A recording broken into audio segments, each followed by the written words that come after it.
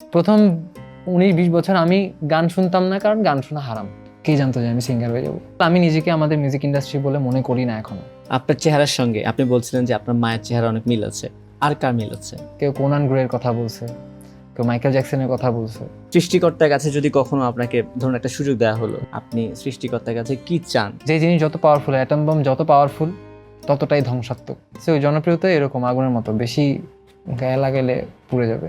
ভাবনা আর কিছুই নাই। পৃথিবীতে আসছি, কিছুদিন জীবনযাপন করব, সম্পর্ক করব, এখানে কি করছি এটা হিসাব দেওয়ার জন্য, মরে যাব হিসাবের জন্য দাঁড়ায় যাবে, শেষ।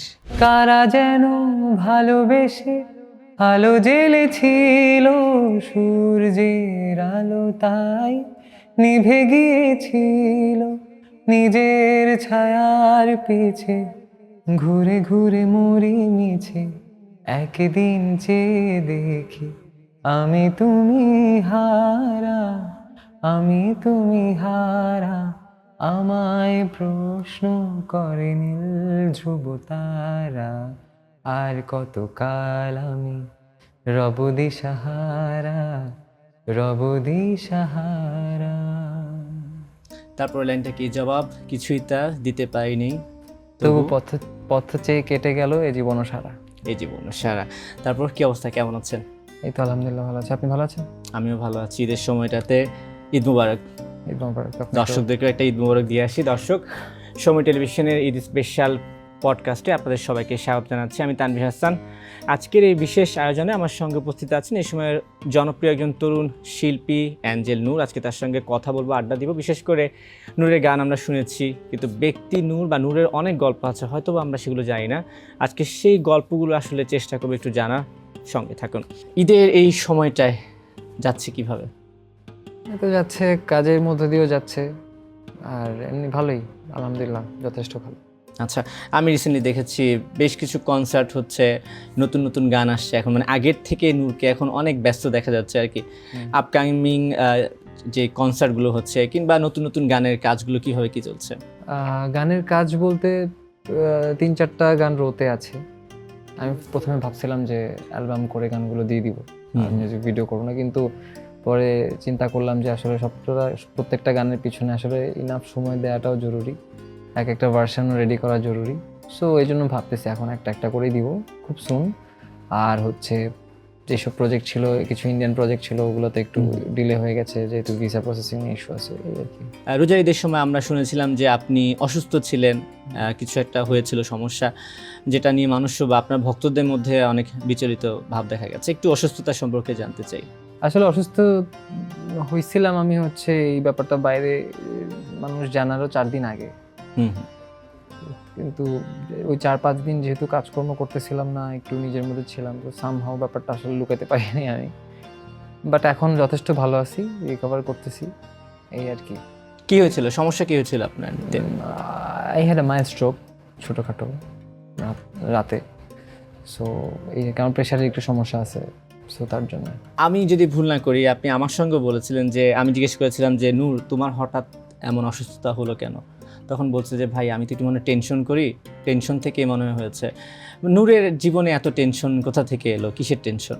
টেনশন দেখেন, আমার মনে হচ্ছে যে আমি এত ছোটো খাটো মানুষ, আমি এমনিতেই একটু সেন্সিটিভ টাইপের। ছোটোখাটো জিনিস নিয়ে আমার খুব প্যারা খাই যাই, আবার দেখা যাচ্ছে অনেক বড় কিছুতে আবার খুশি হচ্ছি না। তো ব্যাপারটা হচ্ছে ওই সময়টা এমনিতেই মানুষজন আমাকে নিয়ে খুব কথাবার্তা বলতেছিল, আমার কাজ নিয়ে অনেক প্রশংসা করতেছিল। ওটা একটা কাইন্ড অফ চাপ হয়ে গেছে একটা সময়, যে কী করব, কেন এমন করছে, প্রথম তো ওটা তো আছে। আর এমনিতেই আমার আগেও একবার হয়েছিল এরকম, কারণ একটু অসুস্থতা ছিল আমার আগে থেকে, এটা নতুন কিছু না। তো অসুস্থতার খবরটা যখন পাবলিশড হলো, আমি দেখলাম যে অনেকেই বলছিল যে নূর অসুস্থ, মানে মানুষ বা শুভাকাঙ্ক্ষী ভক্তরা চিন্তায় পড়ে গিয়েছিল। এবং আপনি একটু আগে বলছিলেন যে অনেক ব্যান্ড দলের পেজেও আমি দেখেছি আমাকে নিয়ে পোস্ট করছিল। ওইটাতে আসলে কি আপনার কাছে বিব্রত মনে হয়েছে, চাপ মনে হয়েছে সেটাকেও, নাকি আসলে জিনিসটাকে কীভাবে দেখেছেন? আসলে মানুষ তো এটা করছিল যে তারা আমাকে ভালোবাসে দেখেই, তারা আমার কাজ ভালোবাসে দেখেই তো এটা করতেছে, কিন্তু আমার ক্ষেত্রে নতুন তো, এই জন্য আমার কাছে ব্যাপারটা খুব ভাস্ট মনে হচ্ছিল। একটা সময় আপনি হয়তো জানবেন না, আমি ফেসবুকেও খুব একটা এরকম অ্যাক্টিভ ছিলাম না। যেমন কি আমার পেজেও দেখবেন আপনি হয়তো 2 মাসেও একটা কন্টেন্ট দেখবেন না, 1.5 মাস 2 মাস ধরে আমি পড়ে আছে। সো এরকম আর কি। আমি চাচ্ছিলাম যে আমার কাজই টপিকে থাকুক, অন্য কোনো কিছু না। তো এখন যে সোশ্যাল মিডিয়ার যুগ, আপনি ভালো গাইছেন, মানুষ আপনার গান ভালো শুনছে, এবং এখানে যে আসলে ইনকাম বা ভিউ একটা ফ্যাক্ট তা না, মানুষের সঙ্গে কানেকশনটা একটা ফ্যাক্ট। সেক্ষেত্রে আপনি ফেসবুক থেকে দূরে কেন আপনাকে আপডেট বা অলওয়েজ ফেসবুকে পাওয়া যায় না? কারণ দেখেন রিসেন্ট টাইমে তো আসলে Facebook is a power basically, কিন্তু যত পাওয়ারফুল জিনিস সেই জিনিসটাকে তত খারাপভাবে ইউজ করা যায়। ফেসবুকে ঢুকলেই রক্ত, মারামারি, ছিনতাই, এই এমন অবস্থা ছিল যে আমি ফেসবুক অ্যাকাউন্ট, আপনি জানেন, অ্যাকাউন্ট ডিএক্টিভিটি করে রাখছিলাম আমি অনেকদিন। খুব খারাপ লাগতেছিল, আমি রাতে ঘুমাইতে পারতাম না, এমন অবস্থা যে এত রক্ত রাস্তায়, এত মানুষ মারা যাচ্ছে। আমি খুব এগুলো নিয়ে খুব একটু ডিস্টার্ব হয়ে গেছিলাম। সো এগুলাই আসলে মেইন কারণ যে আমার কাছে ফেসবুকে গান গাওয়ারই ইচ্ছা, আসলে গান যে দিব আমি ওই মুডই আসলে আসতো না। এত ট্রমা, এত অভিযোগ, এত অশালীনতা, এত যে কোনো কিছু বলে ফেলা যে কাউকে। সো ওটা আর কি, এই জন্যই আমি একটু I try to stay away from. এখন কি তাহলে একটু ভক্তদের কাছাকাছি আসছেন বা পাওয়া যাবে ভবিষ্যতে? যেহেতু গান রিলিজ আমার কাজই যেহেতু এটা, এই জন্যই আমি সত্যি কথা বলি আপনাকে, যদি আমার কাজের চাপ না থাকতো তাহলে আসলে আমি এগুলো করতামই না। ঈদ চলছে, একটু ঈদ প্রসঙ্গে কথা বলি। ঈদের দিন বা ঈদ কাটান কিভাবে, কি করা হয় ঈদের দিন? ঈদের দিন থাকি বাসায়, আমার দাদি ঢাকায় থাকলে আমার দাদিকে একটু দেখতে যাই, বা ফ্রেন্ডসরা আছে ওদের কাছে যাই, না হলে চিটংয়ে যদি যাওয়া হয় গেলাম, না হয় না গেলাম। খুব একটা ওটা অত গুরুত্বপূর্ণ না যে আমি চিটং গেলাম কি গেলাম না, বাট মোস্ট প্রবাবলি আমার চাচারা, আমার দাদি এখানে থাকে তো হয়তো দাদিকে একটু দেখতে চাই। এই তাহলে ঈদের দিন তো ধরুন আমরা তো আমাদের বাবা মার সঙ্গে ঈদ কাটাই, আপনার বাবা মা কোথায়? আমার বাবা তো চিটংয়ে, আমার আম্মু নাই, আমার আম্মু মারা গেছে আমি ছোটবেলায়। সো এই জন্য আর কি। সেক্ষেত্রে মানে বাবার সঙ্গে কি যোগাযোগ নেই বা যোগাযোগ হয় না, কিংবা? হ্যাঁ হয়, কিন্তু ওরকম ভাবে ওই লম্বা টাইম থেকে আসলাম ওইটা হয় না, আর কাজেরও চাপ থাকে। সো এখন তো আসলে এখন আরো হয় না।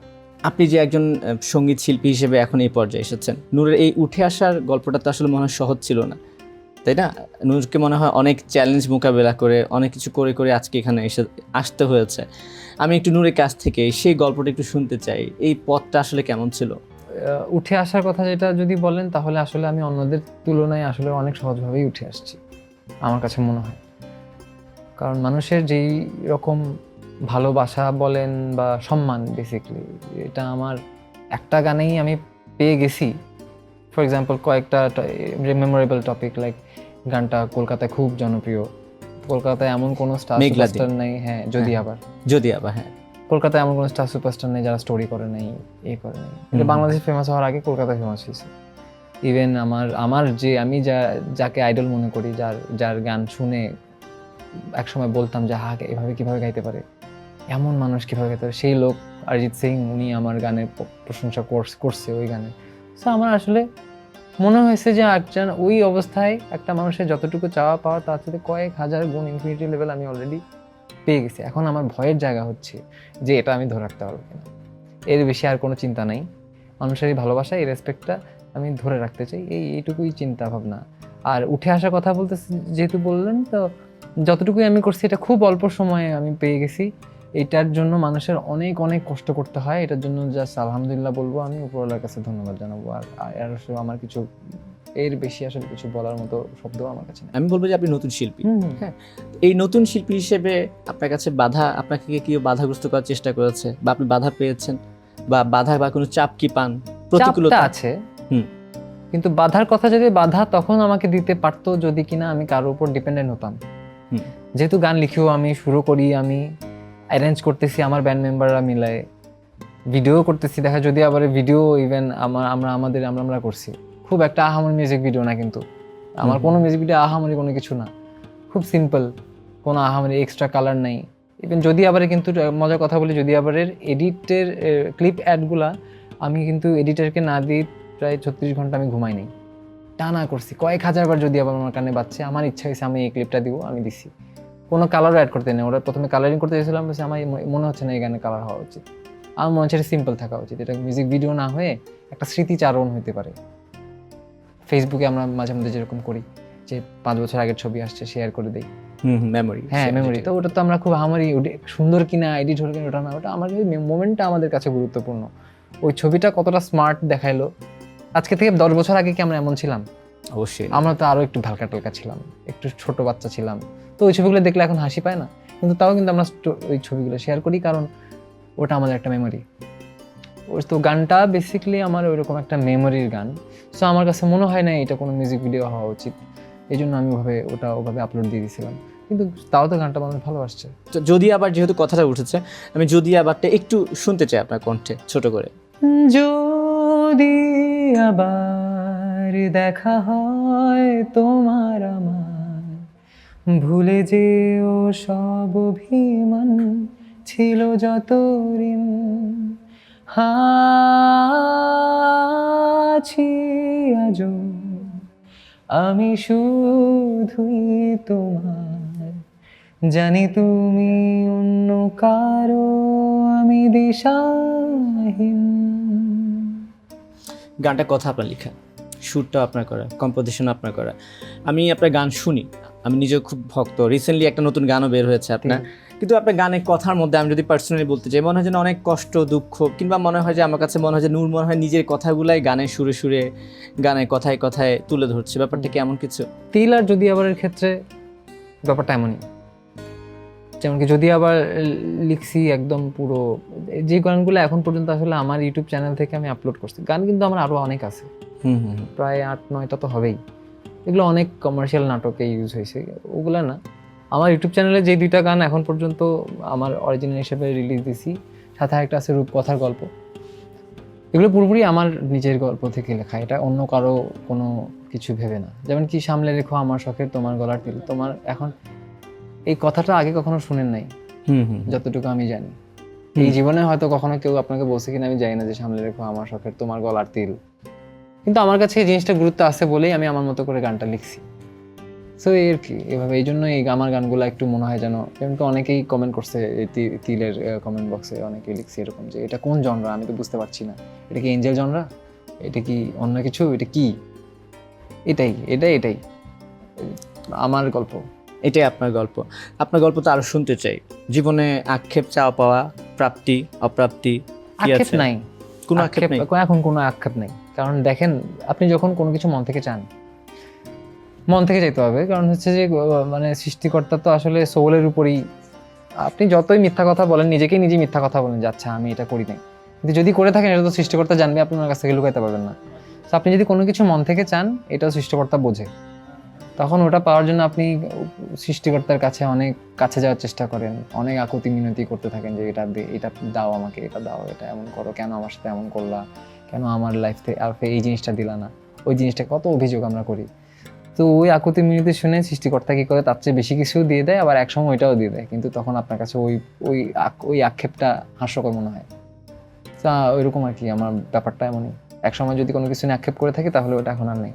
যদিও ব্যক্তিগত প্রশ্ন, হয়তো বা একটু ইমোশনাল, আমি জানি না।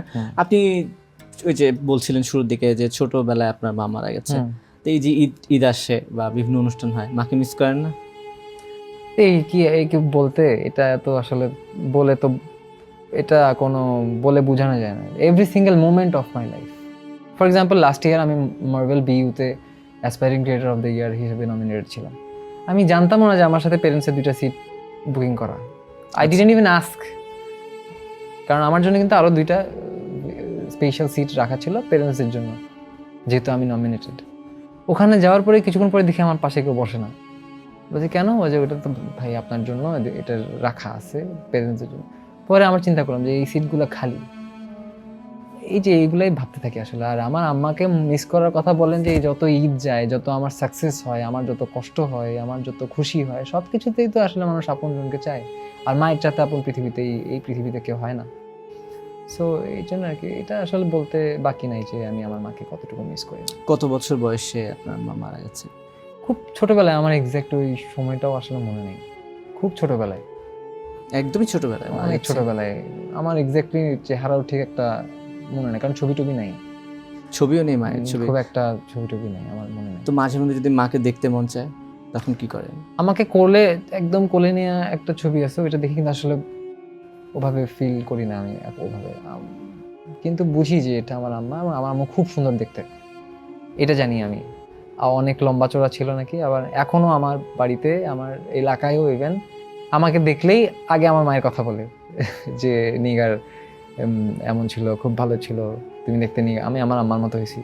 এরকম বলে। And I feel so good যখন আমাকে মানুষ বলে যে তুমি দেখতে তোমার মায়ের মতো হয়েছে, এটা আর কি। ভাই বোন একাই আপনি?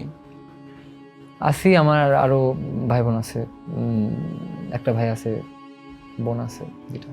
তো এই যে গান গাইছেন, একা একা পথ চলা, একা একা এগিয়ে যাচ্ছেন, সেক্ষেত্রে পরিবারের ভূমিকা কি আপনার এই ক্ষেত্রে, বা আপনার এই সফলতা দেখে আপনার বাসা বা ফ্যামিলি যারা আছে, দাদু বলুন, বাবা বলুন, বা পরিবারের অন্যান্য সদস্য, তারা কি বলে আপনাকে?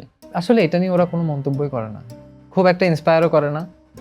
আবার আগে একটু ডিমোটিভেট করতো, কিন্তু এখন ডিমোটিভেটও করে না, এখন কিছুই বলে না আসলে।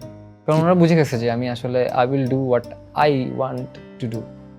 এবং আমার এইটুকু বিলিভ আছে আমি কখনো আমার এথিক্সের বাইরে কখনো কোনো কাজ করিও নাই জীবনে, করবোও না ইনশাআল্লাহ, যদি উপরওয়ালা আমাকে ওই ব্যাপারটা ধরে রাখতে দেয় আর কি। আমার বিশ্বাস আছে যে আমাকে চাইলেই কেউ যে কোনো খারাপ কাজ কোনো কিছু কখনো করাইতে পারবে না।